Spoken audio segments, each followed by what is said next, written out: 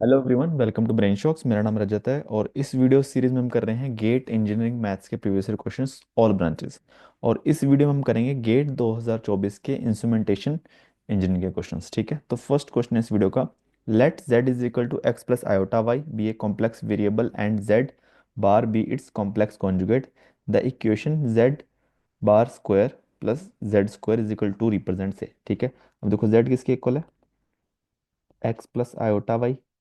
तो Z square किसके equal आएगा, X square plus iota Y का स्क्वायर, आयोटा का स्क्वायर माइनस वन हो जाएगा तो minus Y square plus two X Y iota. ठीक है, similarly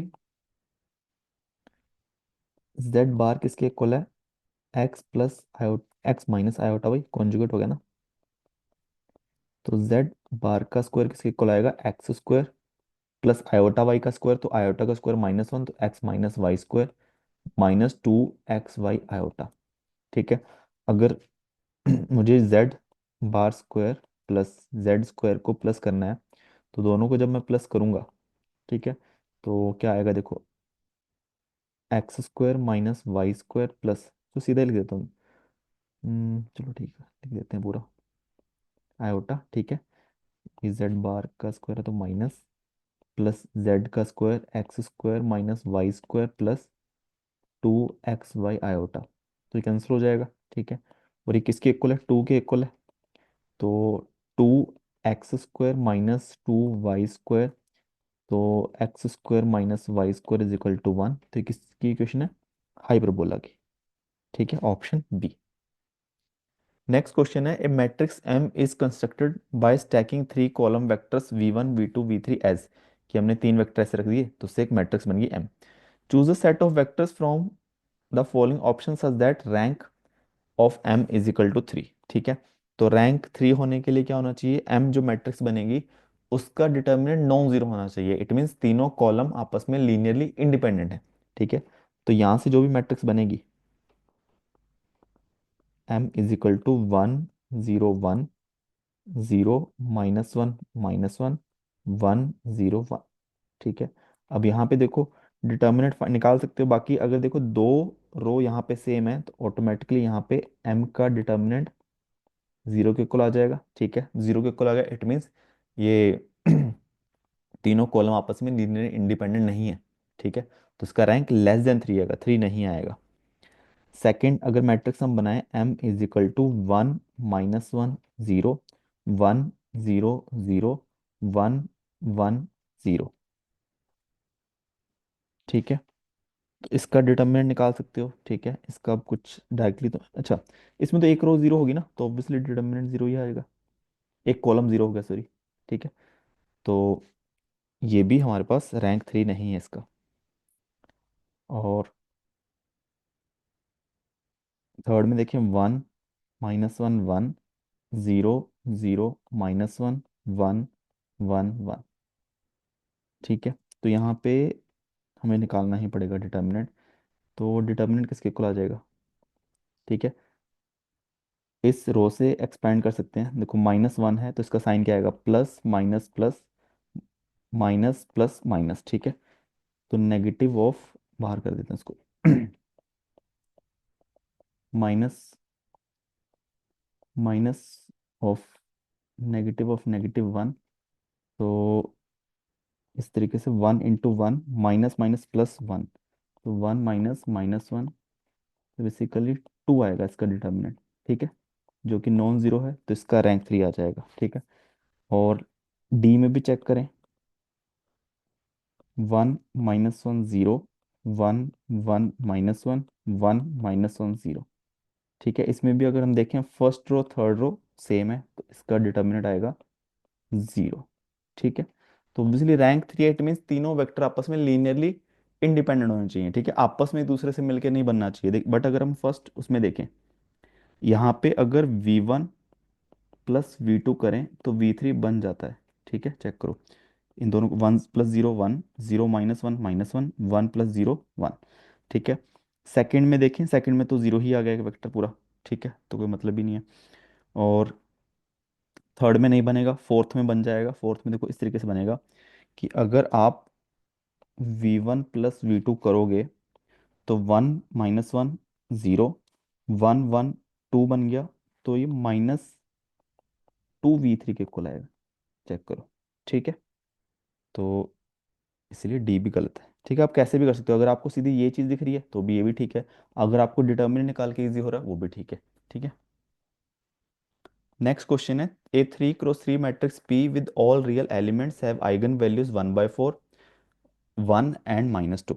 value of determinant of P inverse is. ठीक है, सबसे पहले अगर आइगन वैल्यू जो है, P की आइगन वैल्यूज हैं 1/4, 1 and -2। ठीक है, तो P इनवर्स की आइगन वैल्यूज क्या होंगी, reciprocal of eigen values of P, तो यानी 4 1 और -1/2। ठीक है, और हमें पता है किसी भी मैट्रिक्स का डिटर्मिनेंट होता है उसकी आइगन वैल्यूज का प्रोडक्ट, तो 4 × 1 × -1/2, तो ये कट गया, 2 आ गया, आंसर आ जाएगा -2।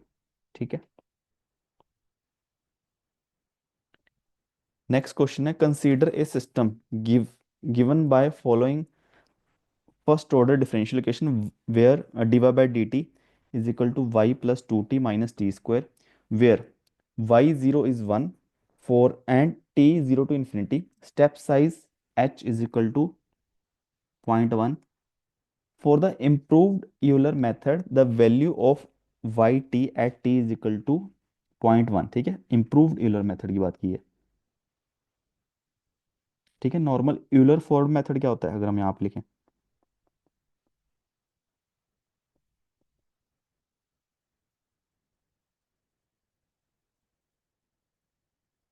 ठीक है, इसमें जो होता है yn+1 is equal to yn plus h of xn ठीक है, जैसे मान लो हमारे पास y0 दिया हुआ है, तो यहाँ पे y1 किसके इक्वल आता है, y0 प्लस h, और फंक्शन क्या है हमारा ये, dy/dt। अच्छा, टी y और t में दिया ना, t लिख देते हैं, tn।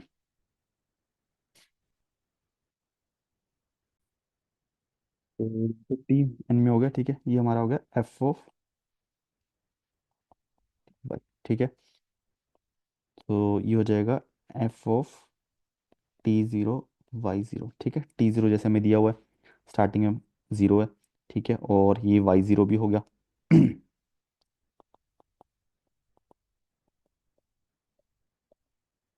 ठीक है, तो y1 यानी कि y of 0.1 ये आ जाएगा। ठीक है, तो नॉर्मल मेथड होगा। अगर जब हम इम्प्रूव्ड मेथड की बात करते हैं, ठीक है, इम्प्रूव मेथड में क्या होता है,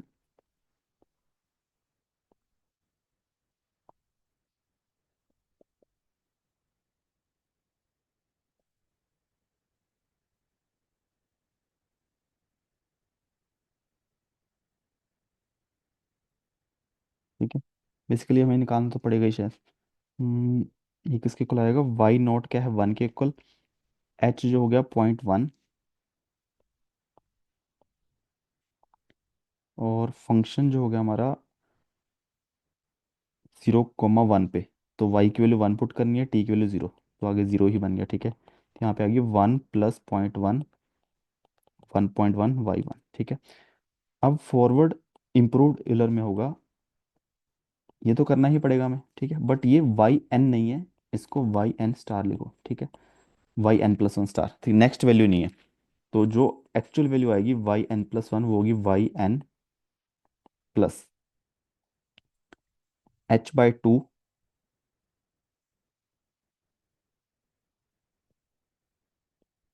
f of xn, sorry tn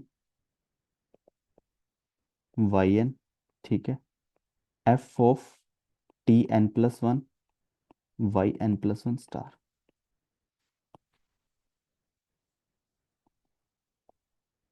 ठीक है, अब हमें पता है कि y1 किसके इक्वल आएगा, y0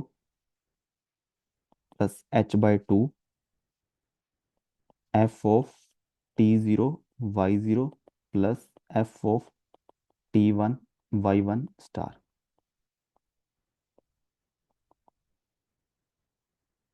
तो y0 की वैल्यू 1 ही है, h की वैल्यू 0.1/2, ये फंक्शन की वैल्यू t0 y0 पे, t0 y0 तो ये है ना 0 1, तो वो वैल्यू हमारी 1 ही आई थी। वन प्लस, अब फंक्शन की वैल्यू T1 Y1 स्टार पे, Y1 स्टार तो ये हो गया ना जो पहले इस स्टेप में निकाला हमने, जो कि इस क्वेश्चन में, तो वन हो गया। यहाँ पे मैं लिख देता हूँ एफ ऑफ, और T1 क्या है, नेक्स्ट स्टेप, पहले T0 था प्लस आगे स्टेप पे गए T.1 आ गया, ठीक है, T1 है 0.1, एफ ऑफ 0.1 एंड 1.1, ठीक है। तो ये 1 प्लस 0.1/2,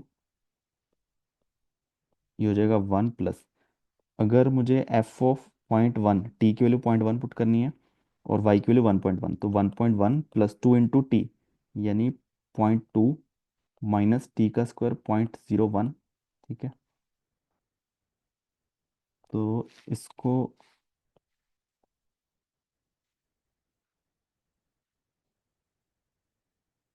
1 प्लस 0.1/2, ठीक है, ये कितना आएगा, 1 प्लस 1.1, 2.1 प्लस 0.2, 2.3 माइनस पॉइंट, ये आ जाएगा 2.3, यानी कि 2.29 इज इक्वल टू, ठीक है। इसको जब आप सॉल्व करोगे आंसर आएगा 2.29 डिवाइड बाय 2 इंटू 0.1 प्लस 1, तो आंसर आएगा 1.1145, ठीक है। तो हमें राउंड ऑफ टू 2 डेसिमल, तो 1.11 आ गया आंसर, ठीक है। नेक्स्ट क्वेश्चन है, Indian Premier League has divided the 16 cricket teams into two equal pools, Pool A and Pool B. Four teams of Pool A have blue logo, ठीक है, और rest four have read, ठीक है। तो pool A, ठीक है, कितना blue लोगो कितने का है, 4, रेड 4, टोटल 8, ठीक है। पूल बी, 5 टीम का है ब्लू लोगो जर्सी, यानी कि ब्लू है 5 का, एंड रेस्ट 3 का है रेड, ठीक है। If one team from each pool reaches the final, probability that one team has a blue logo jersey, another has red logo jersey, ठीक है, एक की ब्लू एक की रेड, ऐसा भी हो सकता है ए से ब्लू आ जाए बी से रेड आ जाए, या फिर ए से रेड आ जाए बी से ब्लू आ जाए, ठीक है। तो अगर प्रोबेबिलिटी देखी जाए रेड प्लस ब्लू की, ठीक है, तो रेड ब्लू, ब्लू रेड, यानी ब्लू पहला मैं लिख रहा हूँ, ए से ब्लू आया बी से रेड आ गया, या फिर ए से रेड आया बी से ब्लू आ गया, ठीक है। तो पूल ए में ब्लू आने की प्रोबेबिलिटी 4/8 इंटू, और पूल बी से रेड आने की प्रोबेबिलिटी 3/8 प्लस, फिर दोबारा pool red blue, pool A से रेड आने की प्रोबेबिलिटी 4/8, और पूल बी से ब्लू आने की प्रोबेबिलिटी 5/8, ठीक है। तो यह आ जाएगा 3/4 दूनी 8 कट गया, 3/16, और यहाँ पे 5/16, तो 8/16 इज इक्वल टू 1/2, ठीक है। तो 0.5, ये काफ़ी बहुत सिंपल क्वेश्चन, ठीक है। नेक्स्ट क्वेश्चन है, let C be the closed curve in the x y plane traversed in the counter clockwise direction along the boundary of the rectangle with vertices at 0,0, 2,0, 2,1, 1,0, 0,1, the value of the integral, ठीक है। अब इसमें या तो आप directly भी कर सकते हो, नहीं तो सबसे सही तरीका ग्रीन थ्योरम। देखो सबसे पहले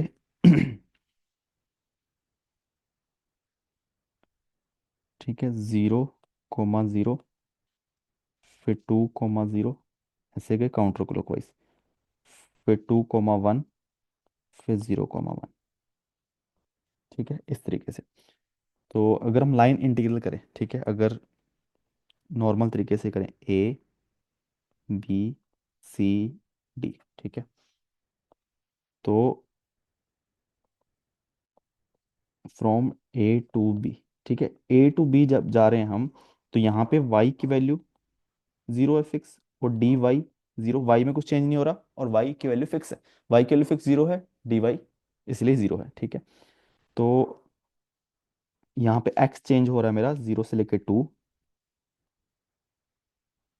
ठीक है, और ये तो खत्म हो गया, ये बचेगा, और ये आ जाएगा -e⁻0 -1, तो ओनली dx बचा, तो ये आ जाएगा -x upper limit 0, sorry, upper limit 2, lower limit 0, तो -2 आ गया। ठीक है। अगर हम नेक्स्ट फिर बी से सी जाएं,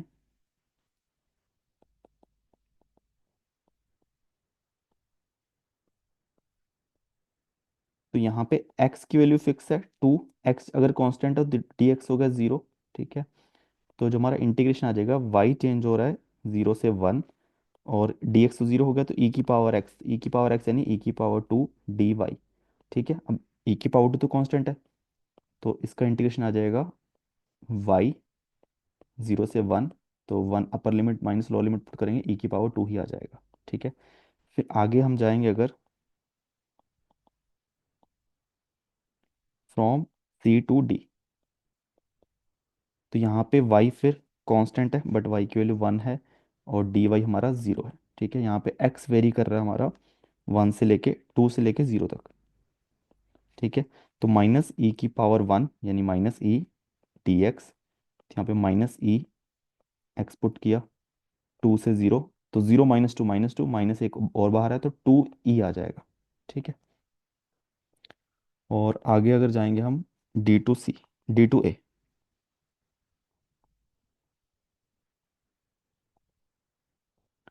यहाँ पे हमारा x कांस्टेंट है 0, तो dx हो गया 0। ठीक है। और यहाँ पे y वेरी कर रहा है हमारा 1 से लेके 0 तक, और हमारे पास e की पावर x है, तो e की पावर x 0 1 हो गया, तो ओनली dy बचा। ठीक है। तो यहाँ पे y आ गया 0 से 1, तो 0 - 1 -1। ठीक है। तो जो हमारा लाइन इंटीग्रल आ जाएगा, सॉरी, क्लोज लाइन इंटीग्रल आ जाएगा, सबका सम आ जाएगा। ठीक है, हर एक लाइन का। तो पहले आया हमारा -2, चलो आगे लिख देते हैं।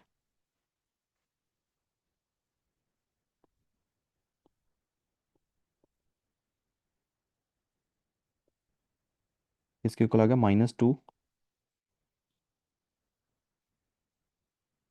प्लस e की पावर 2 प्लस 2e -1, तो ये आ गया e की पावर 2 प्लस 2e - 3। ठीक है। Option A.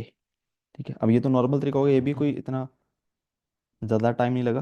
कि ठीक है, अगर पेपर में तो और फास्ट कर सकते हो स्टेप्स रिमूव करके। ठीक है। अब नॉर्मल हम क्या कर सकते हैं, देखो, हमें लाइन इंटीग्रल करना है अराउंड ए क्लोज पाथ।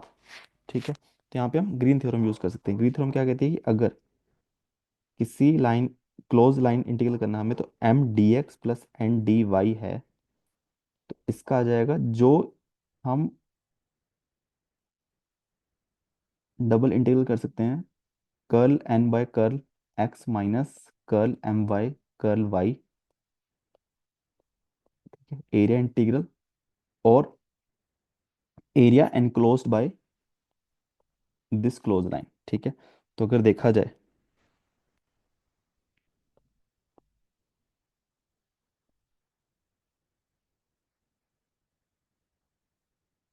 इस एरिया के लिए हम डबल इंटीग्रल कर सकते हैं। यहाँ पे m की वैल्यू क्या है हमारे पास,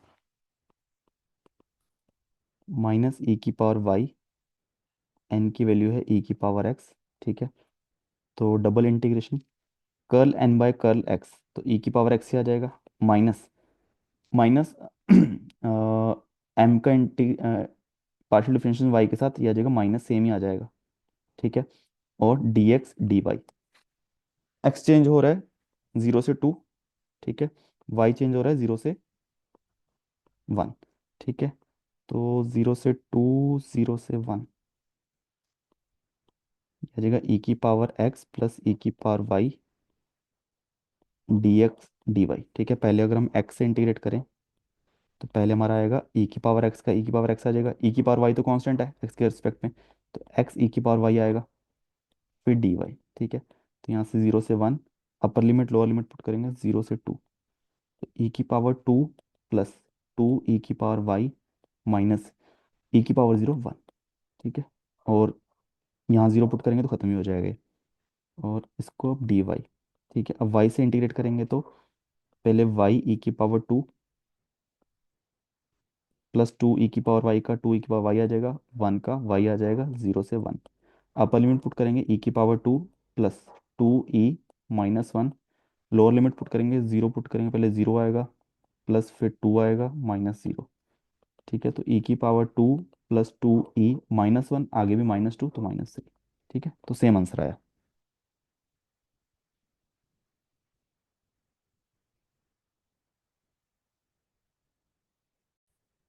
नेक्स्ट क्वेश्चन है complex function F Z U plus iota V. ठीक है, यू और वी दोनों एक्स वाई के फंक्शन है। एफ बार यानी एफ जेड का कॉन्जुगेशन। ठीक है, U minus iota V, both are analytical in a given domain, choose the correct options. ठीक है, ऑप्शन या ऑप्शंस फ्रॉम द फॉलोइंग। ठीक है, सबसे पहले देखो अगर एनालिटिकल है तो कोची रेमनिकेशन सेटिस्फाई होना चाहिए। इट मीन्स क्या होती है कि अगर मैं एफ जेड इसके लिए लिखूं, ठीक है, ओनली इसके लिए लिखता हूँ कि रियल पार्ट का पार्शियल डिफरेंशिएशन एक्स के साथ, ये कह सकता हूँ कि अगर एफ जेड, चलो एफ जेड के हिसाब से लिख देते हैं कि अगर एनालिटिकल है तो इसका रियल पार्ट का पार्शियल डिफरेंशिएशन एक्स के साथ किसके इक्वल होना चाहिए, इमेजिनरी पार्ट का पार्शियल डिफरेंशिएशन वाई के साथ। ठीक है, और फिर ये मैं लिख रहा हूँ एफ जेड के कंपेरिजन में, अगर ये एनालिटिकल है। ठीक है, फिर रियल पार्ट का पार्शियल डिफरेंशिएशन वाई के साथ किसके इक्वल होना चाहिए, minus of real imaginary part का पार्शियल डिफरेंशिएशन एक्स के साथ। अगर ये कंडीशन फॉलो हो रही है तो ये एनालिटिकल होगा। ठीक है, पर यहाँ पे अगर एफ जेड बार एनालिटिकल है, ठीक है, तो सेम कंडीशन के लिए भी इसका रियल पार्ट का पार्शियल डिफरेंशिएशन एक्स के साथ किसके इक्वल होना चाहिए, इसके इमेजिनरी पार्ट इसका माइनस वी हो गया ना, तो इसका इमेजिनरी पार्ट का partial differentiation with respect to y यानी minus curl we by curl Y. ठीक है, सिमिलरली इसके रियल पार्ट का पार्शियल डिफरेंशिएशन किसके इक्वल होना चाहिए, माइनस ऑफ इसके इमेजिनरी पार्ट का partial differentiation with respect to x, जो क्या आ जाएगा माइनस माइनस प्लस होगा curl we by curl x. ठीक है, अब अगर ये एनालिटिकल है तो ये ट्रू है, अगर ये एनालिटिकल है तो ये सेटिस्फाई कर रहा है। ठीक है, अगर हम बात करें इन दोनों को कंपेयर करें, ठीक है, ये बोला अगर ये curl you by curl X is equal to curl we by curl Y है, यहाँ पे curl you by curl X is equal to minus of curl we by Y है, तो ये दोनों इक्वल होने चाहिए। ठीक है, तो अगर ये दोनों इक्वल हैं तो अगर मैं इन दोनों को करें तो curl we by curl Y is equal to minus curl we by curl Y. ठीक है, अब इट मीन्स यहाँ से क्या आ जाएगा कि curl we by curl Y ये इधर जाके ऐड हुआ तो two equal to zero, it means ये जीरो के इक्वल है। ठीक है, तभी इक्वल हो सकता है ना कि कोई किसी भी नंबर का, ठीक है, पॉजिटिव नेगेटिव सेम है तो जीरो ही है। ठीक है, वन कभी भी माइनस वन के इक्वल नहीं आएगा। ठीक है, तो ये जीरो है। और सिमिलरली अगर हम इनको देखें, curl you by curl Y is equal to minus of curl we by curl x, और curl you by curl y curl we by curl x. ठीक है, तो यहाँ से हमारे पास आ जाएगा कि curl we by curl X of negative curl we by curl X, तो यहाँ से हमें पता चल गया curl we by curl X किसके इक्वल आएगा, जीरो के इक्वल आएगा। ठीक है, अगर ये जीरो है ये जीरो है ये भी जीरो आ गए, मतलब curl you by curl x curl you by curl y curl we by curl x curl we by curl y zero के इक्वल आ गया। ठीक है, चाहे एक्स से पार्शियल डिफरेंशिएशन करें या वाई के साथ, इससे हमें ये पता चल गया u and v are constant. ठीक है, तो यहाँ से एक तो ऑप्शन ए आ गया सही, बी गलत है। ठीक है, सी ठीक है ना, अगर u कांस्टेंट है v कांस्टेंट है तो एफ जेड भी कांस्टेंट आ गया, उसका डेरिवेटिव z के साथ भी कांस्टेंट कांस्टेंट तो जीरो आएगा, डी गलत है। ठीक है, और हमारा d f by d z होता किसी इक्वल है यू एक्स, यानी कि curl you by curl x plus iota curl we by curl x. ठीक है,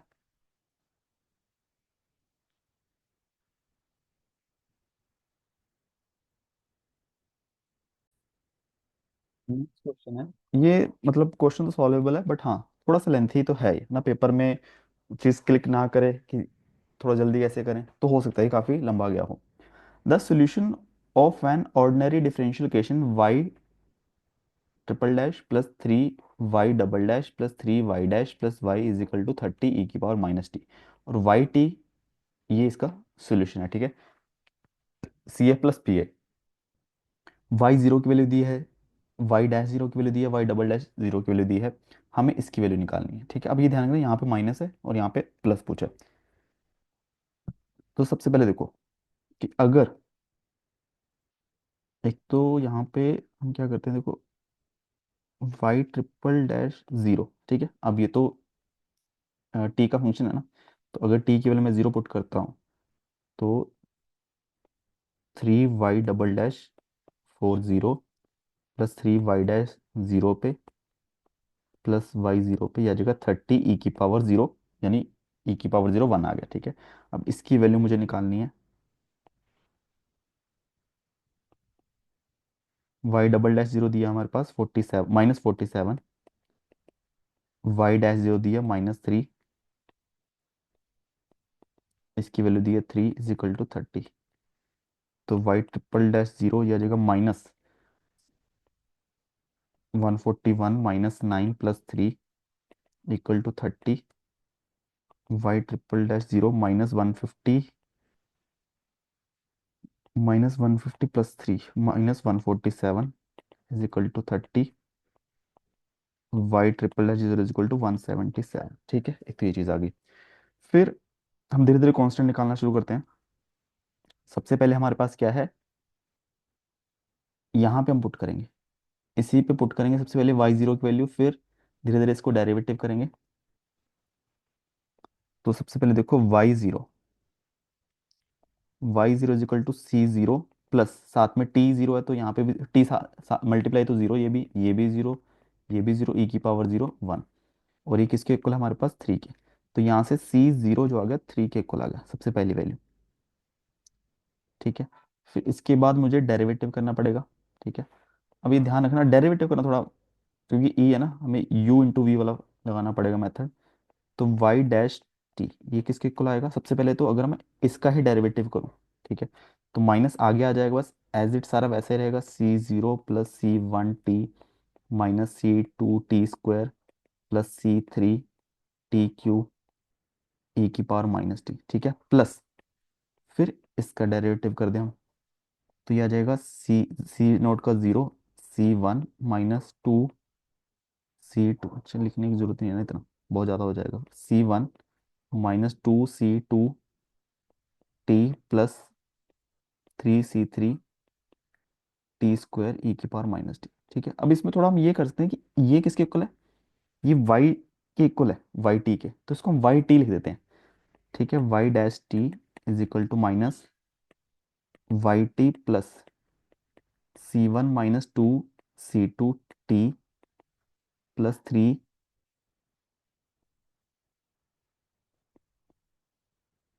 3C3 टी स्क्वायर e की पावर -t। अब टी की वैल्यू हम जीरो पुट करते हैं, वाई जीरो पुट किया माइनस वाई ऑफ जीरो, इसकी वैल्यू तुम्हें पता ही है, यहाँ पे सिर्फ C1 बचेगा, ठीक है,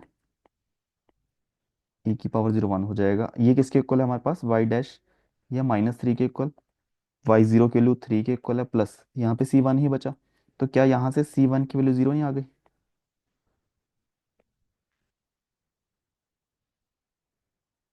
ठीक है। तो C1 की वैल्यू 0 आ गई। अब हमें जाना है नेक्स्ट, फिर इसको डेरिवेटिव करना है, तो इसको हम उठाते हैं।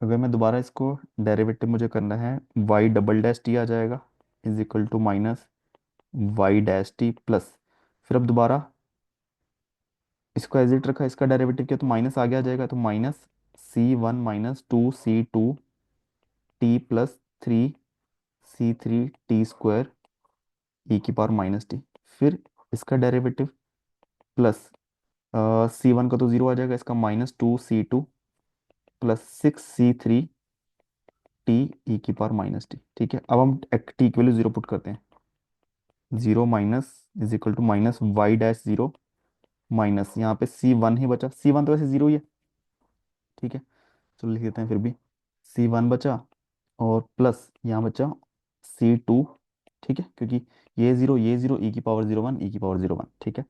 वाई डबल डैश जीरो की वैल्यू है -47, वाई डैश जीरो की वैल्यू है -3, तो माइनस माइनस +3, और प्लस आगे C2 की वैल्यू हमें निकालनी है, तो -2C2, ठीक है। तो 3 उधर जाके -50 हो गया, यहाँ पे -2C2 था, तो C2 की वैल्यू आ गई 25, ठीक है।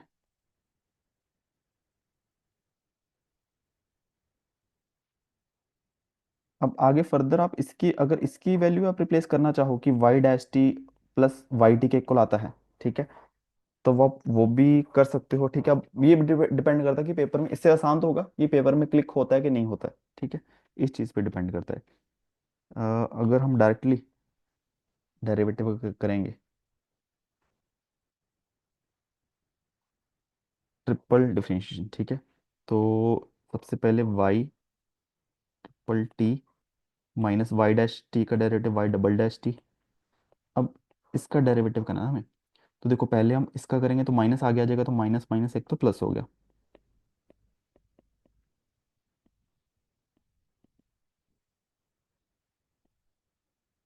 ठीक है। फिर माइनस, ये माइनस एज इट है, और इसका डेरिवेटिव यानी कि -2, जो कि ऑलरेडी हमने किया था यहाँ पे, ठीक है, मैं एज इट देख के भी लिख सकते हैं।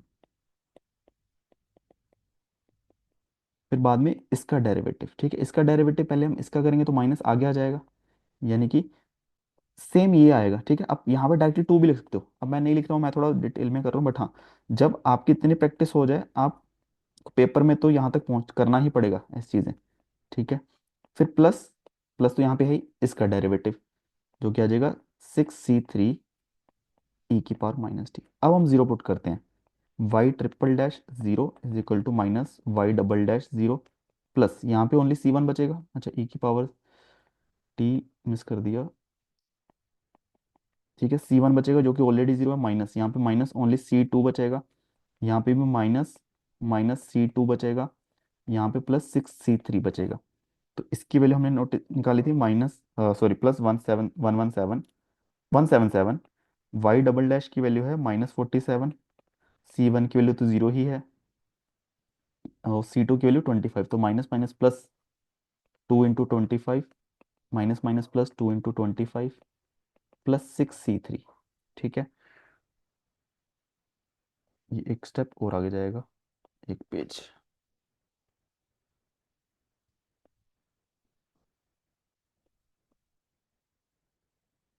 ठीक है। 177 is equal to 47 plus 50, total 147, ठीक है, +6C3, तो 30 is equal to 6C3, C3 is equal to 5, ठीक है। तो हमने जो वैल्यू निकाली C0 1 2 3, C0 की वैल्यू 3 3, C1 की वैल्यू 0, C2 की वैल्यू 25, C3 की वैल्यू 5, ठीक है। तो हमसे किसकी वैल्यू पूछी थी, C1 plus C2 plus C3, sorry C0 भी है, 3 + 0 + 25 + 5, 25 + 5 30 + 3 33, ठीक है। इसका आंसर आएगा 33। अब इसका एक और तरीका भी है, ठीक है, जैसे मान लो कि हम CFPA कैसे निकालते हैं। तो अब सपोज करो कि हमें ये डिफरेंशियल इक्वेशन दी है, तो यहाँ से यहाँ तक कैसे पहुंचना, और C3 हम कैसे निकाल सकते हैं डायरेक्टली, ठीक है। अगर मुझे डिफरेंशियल इक्वेशन दी है y triple dash plus 3 y double dash plus 3 y dash plus y is equal to 30 e की पावर -t, ठीक है। अब अगर मुझे CF निकालना है, यानी कि D cube plus 3D² plus 3D+1 equal to 0 रखेंगे, तो ये D+1 का क्यूब है, तो D की वैल्यू आ जाएगी रिपीटेड रूट्स -1 -1 -1, तो यहाँ से YCF क्या हो जाएगा, कॉम्प्लीमेंट्री फंक्शन, जैसे यहाँ पे C0, तो ये वाला पार्ट, ठीक है। अब यहाँ पे मैं इनके तरीके से लिख रहा हूँ, जैसे हम ABC लिख देते हैं, और यहाँ पे नेगेटिव लिखा तो नेगेटिव ही लिखता हूँ, ठीक है, C0 plus C1t minus C2t square. ठीक है, और रूट क्या है हमारा -1, e⁻−t। तो देखा जाए ये first three terms into e⁻−t, ये रिप्रेजेंट कर रहा है हमारा CF, और C3 into T³ into e⁻−t, ये हमारा होगा PI। ठीक है, तो PI हम कैसे निकालते हैं? ठीक है, हमारा FD क्या है? ऑक्सिलरी इक्वेशन ये। ठीक है, ये हमारा FD है। तो जो मेरा वाई PI आएगा वो आएगा 1/FD 30। राइट हैंड साइड क्या वैल्यू है? 30 e⁻−t। ठीक है, तो यहाँ पे D³ +3D² +3D+1। ठीक है, 30 तो चलो कांस्टेंट है, e⁻−t। तब हम क्या कर सकते हैं, जो भी e⁻−t है, -1 है, तो -1 हम यहाँ पुट कर सकते हैं। ठीक है, बट अगर हम देखेंगे f(-1) किसके इक्वल आएगा, क्योंकि देखो अब -1 इसका रूट ही है, तो 0 के इक्वल आ जाएगा। ठीक है, तब नेक्स्ट स्टेप हम क्या कर सकते हैं कि अगर f(d) 0 के इक्वल आ रहा है, तो एक t आगे आ जाएगा। ठीक है, और FD का डिफरेंशिएशन हो जाएगा। ठीक है, दोबारा हम देखें 30t 1 इसका डिफरेंशिएशन 3D² +6D+3 e⁻−t। अब दोबारा हम d को -1 पुट करेंगे, अब ये भी 0 के इक्वल आएगा। देखो f'-1 ये भी 0 के इक्वल है। ठीक है, चेक करो, -3 - 6 + 3। तो फिर दोबारा डिफरेंशिएशन करेंगे। देखो हमें T³ तक पहुंचना में 3 बार डेरिवेटिव करना पड़ेगा। ठीक है, तो अगर देखा जाए YPI, तो एक बार और डिफरेंशिएशन किया तो T² आ गया 1/6D+6 e⁻−t। अब फिर दोबारा f'-1 भी 0 के इक्वल है ना, -6 + 6। फिर दोबारा एक बार डेरिवेटिव किया, और तो 30t³ 1/6 ही आ गया। ठीक है, अब तो d वेरिएबल बचा भी नहीं, तो 6 तो 36 क्रॉस किया तो कैंसिल किया, 5t³ e⁻−t। तो क्या यही वैल्यू C3 की है? ठीक है, तो आई थिंक ये लिखने में ज़्यादा लगा, बट हाँ, अगर आप चीज़ आती है तो इससे ये करने से थोड़ा आसान है। ठीक है, इसमें गलती होने के चांस हो सकते हैं। ठीक है, क्योंकि हमारे पास ऑप्शन भी नहीं है। ठीक है, और C1 C2 निकालने के लिए तो ऐसा कुछ नहीं है। ठीक है, ये हम निकाल सकते थे। ठीक है, तो इसका आंसर है 33। लास्ट क्वेश्चन है इस वीडियो का।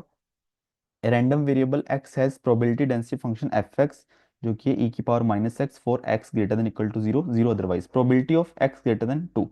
तो प्रोबेबिलिटी जो है x ग्रेटर देन 2 किसके इक्वल आएगी? तो सिंपल है, integration of fx from 2 to कहाँ तक जा रहा है? इन्फिनिटी तक। ठीक है, 2 to ∞ किसका इंटीग्रेशन? e⁻−x dx का। इसका इंटीग्रेशन आ जाएगा e⁻−x divide by differentiation of -x -1। ठीक है, तो 2 से इन्फिनिटी, माइनस बाहर ही है -1, e⁻∞ -∞ 0, e⁻−2, minus minus cancel, तो बेसिकली e⁻−2 यानी 1/e²। ठीक है, इसकी वैल्यू आएगी e⁻−2 0.135। ठीक है, ये सीधा क्वेश्चन है, ये 2 नंबर का है। ठीक है, तो इसी के साथ इस वीडियो क्वेश्चन हमारे पास खत्म होते हैं। किसी भी क्वेश्चन में डाउट नीचे कमेंट कर सकते हो, और वीडियो को सीखो प्लीज़ वीडियो को लाइक करना, चैनल को सब्सक्राइब कर देना। Thank you so much.